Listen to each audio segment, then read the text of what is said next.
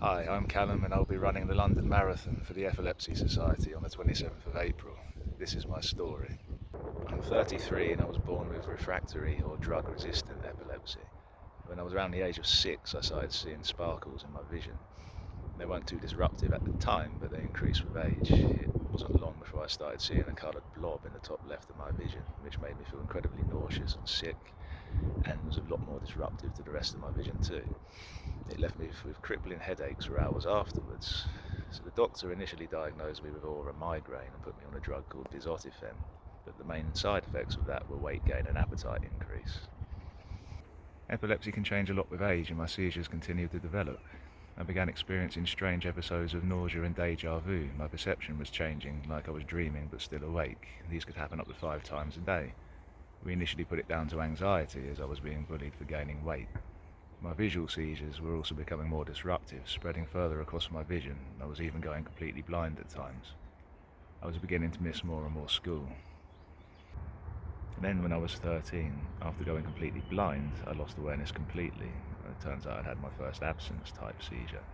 I lose all memory of where I am and what I am doing and what's going on around me, and it takes some time to recover from it. It also takes some time to regain clear vision. They put me on a waiting list for an EEG exam, but it turns out it was a bit too late. A few days later, after having another absence seizure, it turns out I woke up with a paramedic standing over me. It turns out I'd had my first tonic-clonic seizure, what most people know as a convulsion or fit. While you can wake up feeling a bit sore or bruised or worse, a seizure as severe as a tonic-clonic can actually be more scary for the people watching you and looking after you when it's happening. I was rushed to hospital and given an emergency EEG exam. They put some probes on my head and measured my brain activity, and it confirmed what we had thought for a long time, a diagnosis of epilepsy. They gave me an MRI scan and my brain structure was normal. They removed me from the migraine drug and put me on the first of many anti-epileptic drugs. But as far as triggers were concerned, we couldn't really find any apart from exercising seemed to bring them on a bit. Moving on into my teens, the social impact of having epilepsy was starting to show.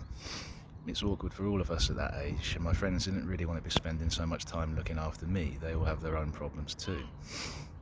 Exercise was still triggering seizures, and I was still gaining weight, and bullying was getting worse. When you combine that with having clusters of absence seizures over a day or two, I was starting to have more and more significant memory loss. So after a while, it was decided that I would finish school from home. My mental health was beginning to slip. I was feeling more and more isolated and was cut off from the very few friends I did have at school. I was struggling to sleep more, and coping with the side effects of the different drugs and the seizures was becoming more and more difficult. I was always drowsy and feeling very irritable all the time. I didn't really manage to complete my coursework, and it was a struggle to get any of the GCSEs I was aiming for. I tried catching up at college, but unfortunately the seizures were continuing, and due to the memory loss, I just had to pull out. My neurologist only seemed interested in giving me more and more drugs to try. By my late teens, I was being prescribed 5 different drugs at the same time. My mental health was at an all-time low. I didn't really feel like anything was being done to help. I spent most of my days stuck in my bedroom on the computer. It didn't really feel like anyone was really trying. I'd begun to experience the curse of having too much free time. At 21, my confidence was at rock bottom and I couldn't cope anymore. Something had to change, and that was it. I had a mental breakdown. After a brief stay in hospital with a course of antidepressants, I came out with a clean slate and started fresh. Sometimes you have to hit rock bottom before you can climb back up. I really owe my parents for sticking with me through that difficult time, because without them I probably wouldn't be here. I began to try and build some kind of social life. I started playing disability football as a goalkeeper at Bedfordshire FA. I got into a small team and played for AFC Dunstable against other teams around the county. Although exercise was still triggering seizures, I was in a safe place where people understood and knew what to do, even if I did let the odd goal in because of it. Time went on, but my treatment was still not changing. At a routine checkup with a nurse, we heard about an experimental treatment called a vagal nerve stimulator.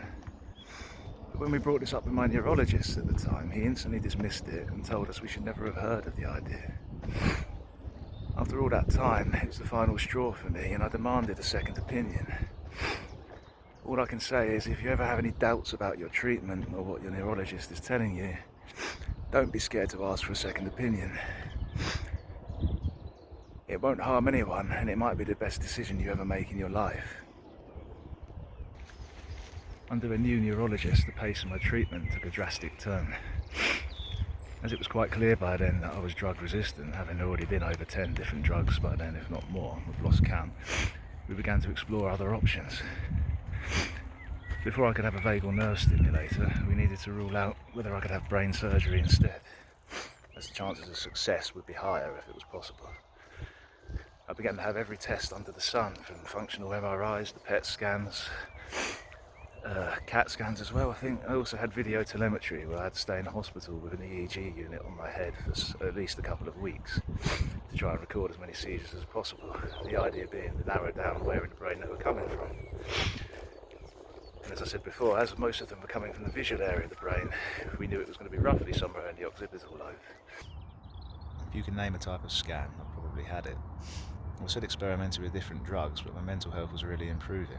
I finally felt like something was being done to try and help me. I'd started playing for MK Don's disability team, and I started going regularly to Boreham Wood Football Club. My social life was finally getting a lot better. I'd even started to lose some weight. Unfortunately, then the pandemic hit. I was on a waiting list for the most important scan yet, an intracranial EEG and deep brain stimulation. But it would need a general anaesthetic, so I began to focus more seriously on losing weight.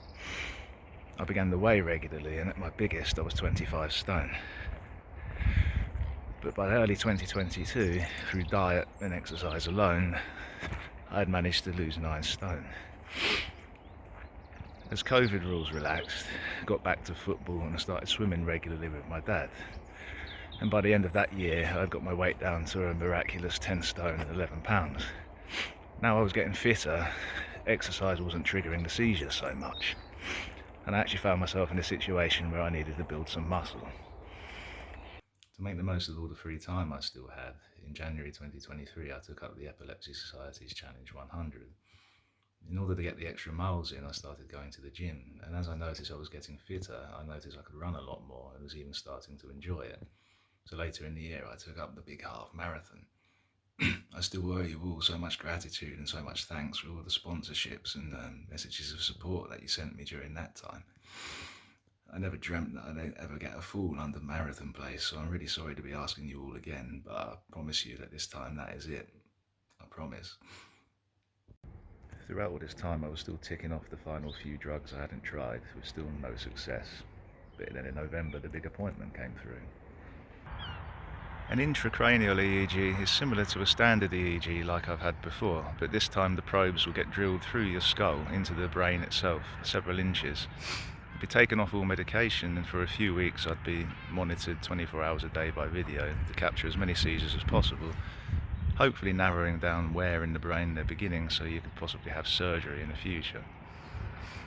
It's quite an experience having 12 nails bolted into your skull under a local anaesthetic. It delivers quite an interesting crunch.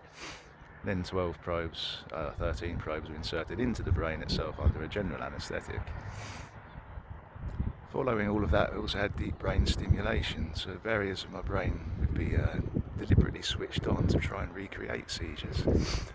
Again, most of these being in the occipital lobe means I managed to see some very, very interesting things, and that's going by my standard. Because of this event, we also had a probe in the frontal lobe of my brain, and when that was stimulated, it recreated the anxiety, nauseous type seizures I had as a child. So after all these years, it finally confirmed that was a seizure and not just a type of anxiety, which was good to know. To keep a long story short, the data we recorded over those few weeks with the probes and stimulation confirmed that I've got epileptic activity in many, many, many different areas of the brain, and there wouldn't be anywhere we could really narrow it down to have surgery. It certainly wouldn't be worth the risks. We even recorded some seizures that lasted about 10 minutes long, and I had no idea what happening or any symptoms at all, which is still quite dangerous for the brain anyway, so surgery was ruled out. After a short time on another waiting list, they implanted a vagal nerve stimulator, finally. They put a battery in my chest which connects to the vagus nerve on the left side of my neck, which then connects to the brainstem. It stimulates the nerve with a bit of power for 30 seconds every 5 minutes, or if it detects a heart rate spike which can preempt a seizure, it will stimulate on a medium strength for about a minute. If I start going blind or sense an even worse kind of seizure coming, I can use a magnet on my wrist against the battery, which will then stimulate on maximum power for a minute. There's not many side effects to it, apart from it affects my voice a fair bit when it's going off on full power, and it can make breathing a bit hard when you're exercising, which is a bit of a pain when you're trying to train for a marathon, but it's nothing compared to some of the side effects of medication. I'm still on medication, of course, and while it doesn't work too much, it's still better than being on nothing at all. But what's also nice about having a stimulator after all of this time is that it makes this often unseen disability a little bit less hidden. And that leaves me where I am today. On the whole, my situation isn't much different. My visual seizures are a little bit less severe since having the brain probes inserted, but I'm still losing my eyesight fairly often. I'm still having absences regularly. The problem is I'm now having tonic-clonic seizures much more often, at least a couple of times a month, which means the threat of SUDEP increases. Sudden unexplained death in epilepsy can happen to any of us. We may simply never wake up or recover from a seizure, so every seizure is rolling the dice. People only see the good days. They might see you at the football. They might spot you in the pool. They might see you out running alone. Right, wait for it. They might see you having a few pints in the pub.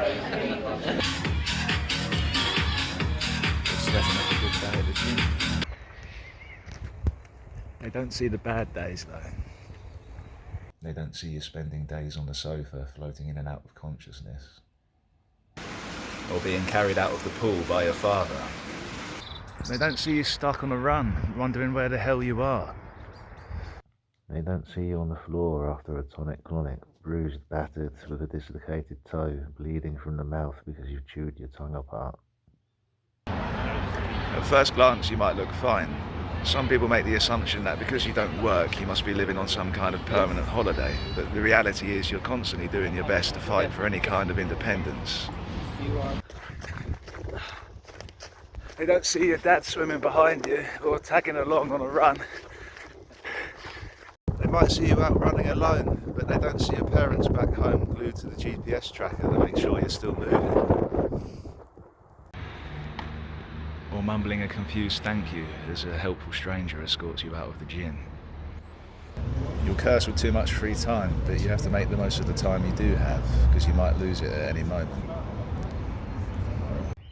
Without the Epilepsy Society, I and so many other people like me would have nothing like the quality of life that we have today.